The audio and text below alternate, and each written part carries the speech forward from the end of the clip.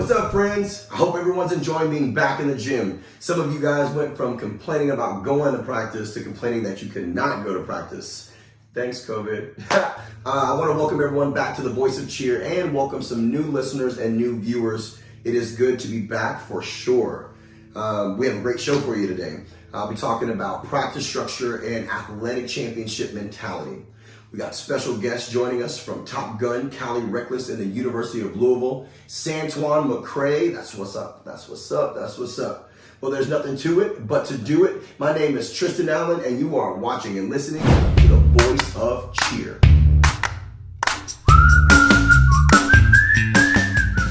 After sitting at home for 3 to 5 months with minimal activity, athletes have not done stunt sections, sprints, jump sections, or full outs. Surprisingly, athletes are coming back into the gyms excited to get back to work, to get back to the grind, back to the early morning rise to go to school, whether it's a Zoom class or on location class, to the evening cheer practices. Truly, TikTok first got it. Anyways, practices are new and exciting. They're new. It's fun to be back.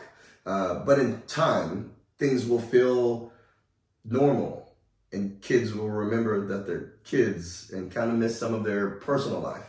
So how do we keep that balance? How do we keep them engaged, not just excited about the new, but truly in that mentality where they love the sport and they can't wait to get back on the mat again from the long haul?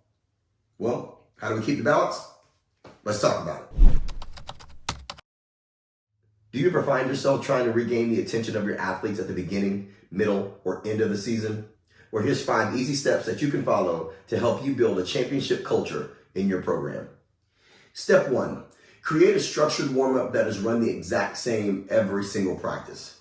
Make the warm-up aggressive enough that your athletes break a sweat and their bodies are prepared for every jump, lift, and landing. This allows athletes to be mentally prepared as they're going into a familiar environment each and every practice. Step 2, break your routine up into overlapping thirds and halves. Also break your practice intensity up into light, medium, and heavy practices. Step 3, break down your comp schedule. You need to know how many times you want your teams to peak. I personally like my teams to peak 3 times a year: December, February, and March. Depending on your peak months will depend on how often you're running light, medium, and heavy practices. Stress now, not later. Step 4, hold yourself as well as your athletes accountable for their actions. You're not mean because you stated an obvious mistake in the routine and you challenge your athletes to come in extra or be watered down for the sake of the team. Step 5, most important, have fun. Enjoy the process. Remember, you are creating more than a strong team, but more championship mentalities in young adults. Those are my 5 steps to a championship culture and mentality in your program. I could talk about program and gym culture all day long. We'll dive deeper into that on another day on a different show. But I want to bring on a special guest. You've seen him compete on Top Gun, Cali Reckless, University of Louisville, and as of late, appearing on MTV's Wild 'N Out. Let's welcome world champ Santwon. So good to have you on the show. How are you doing? How you been? I've been doing pretty good, trying to stay as busy as I can given the current state of things, but I can't complain. Well, Santwon, you know how I feel about the sport of cheerleading. I know you feel very similar, if not the exact same way. We love the sport and it's done so much for us. And so at this point, it's all about giving back to the future athletes, the future coaches, gym owners, so on and so forth.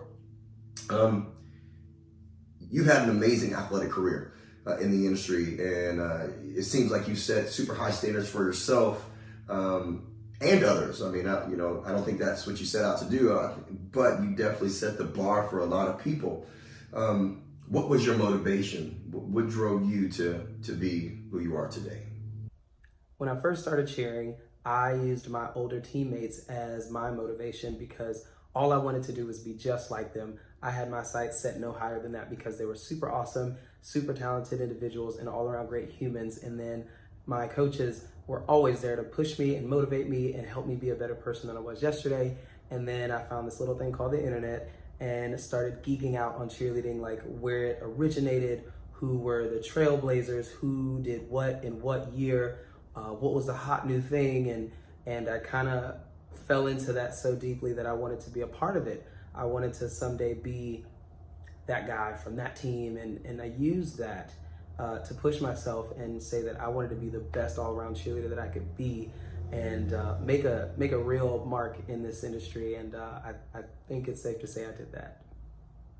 Well, I know a lot of people continue to look up to you in the sport. If you had any words of wisdom that could help an athlete take that next step, push themselves a little bit more, be a little bit more active in the sport, what would you say to that athlete, or to multiple athletes? To any and all athletes out there in any fine art, any sport, any extreme activity out there that takes your full attention, time, and spirit, I wanted to tell you to give up. I want to tell you to give up. Give up self-doubt, give up self-deprecation that's become so deeply ingrained into our culture, to beat ourselves up and beat anybody else to the punch so we don't have to get it from the outside world. I want you to give all that up. I want you to give up treating your body horribly, and I want you to give up having those anxieties about not being good enough. I want you to give up just not being able to forgive your failures and be able to move forward, because you need those things. You need your failures and your shortcomings to be able to know how not to do something so that you can perfect your craft. So give up. Wow. Deep. All right, Santwon, before we let you go, I'd like to play a few clips for you, and truly I just want to hear your reaction because you're hilarious. These clips are sponsored by Karma Returns Clothing. Karma Returns fails. Here we go.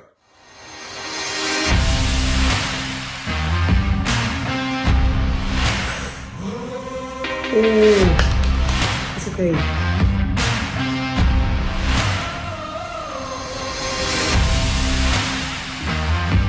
Ooh. You got it.